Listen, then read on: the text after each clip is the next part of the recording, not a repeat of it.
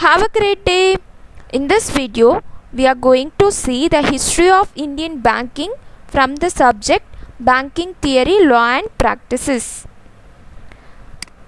Here we have the three phases. The banking sector development can be divided into these three phases. Phase 1, this is also called as early phase, which lasted from 1770 to 1969, and the phase 2, this is familiarly known as nationalization phase, which lasted from 1969 to 1991, and finally phase 3, this is familiarly known as liberalization phase. The liberalization or the banking sector reform phase, which began in 1991 and it continues to flourish till date. Then here we have the pre-independence period. As we already said, it is a yearly phase, 1770 to 1969. The first Bank of India was the Bank of Hindustan, and it is established in 1770.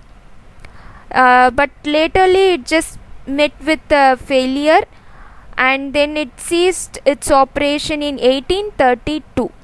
During the pre-Indian independence period, over 600 banks have been registered in the country, but only few managed to survive. Following the path of Bank of Hindustan, various other banks were also established in India. Some of them are General Bank of India, Oath Commercial Bank, Bank of Bengal, Bank of Bombay, Bank of Madras, and so on. During the British rule in India, the East Indian Company has established three banks, namely Bank of Bengal, Bank of Bombay, and Bank of Madras, and these are also called as Presidential Bank. These three banks were later merged into one single bank in 1921, which was also called as Imperial Bank of India. The Imperial Bank of India was later nationalized in 1955 and was named called the State Bank of India. Recently we are very familiar with the bank, the State Bank. So that State Bank was formed in 1955.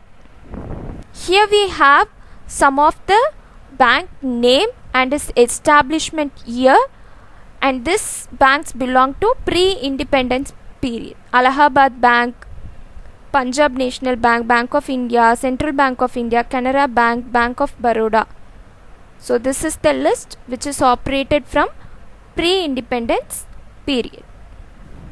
And here we have post-independence period, and this period is also known as nationalization phase, phase 2, and the period is 1969 to 1991. At the time when India got independence, all the major banks of the country were led privately, which was a cause of concern as the people belonging to rural area were still depend on money lenders for finance assistance. With an aim to solve this problem, later government decided to introduce the Nationalization Bank. These banks were nationalized under the Banking Regulation Act 1949, and we come with the term Reserve Bank of India under the nationalization in 1949. We have some of the State Bank of India in 1955, and other 14 banks were nationalized between the time duration of 1969 to 1991. This 14 bank will also cover Allahabad Bank, Bank of India, Bank of Baroda, Bank of Maharashtra, Union Bank, United Nation Bank, UCO, and so on. And in the year of 1980, another 6 banks were nationalized, taking the number to 20. 14 turns to 20. These banks included Andhra Bank, Cooperation Bank, New Bank of India, Oriental Bank, then Punjab and Syndication Bank, Vijaya Bank, and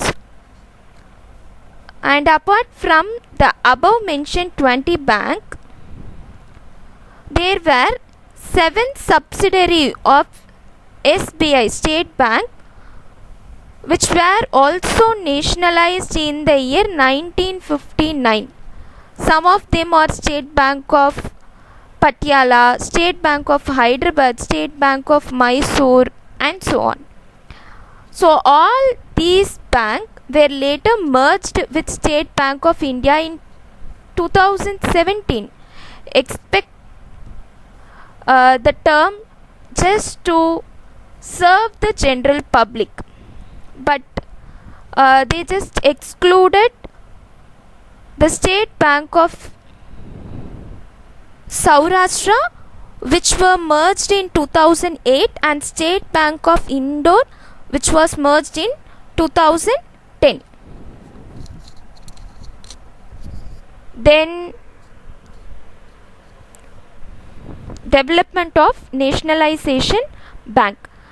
So the nationalization bank, which gets its development only after the introduction of Reserve Bank of India in 1949, and the more crucial one was, we already discussed, that 14 commercial banks were introduced plus 6 more. I already told you, no, the 20 bank, that was the most crucial one, the introduction of national bank, this 20 banks.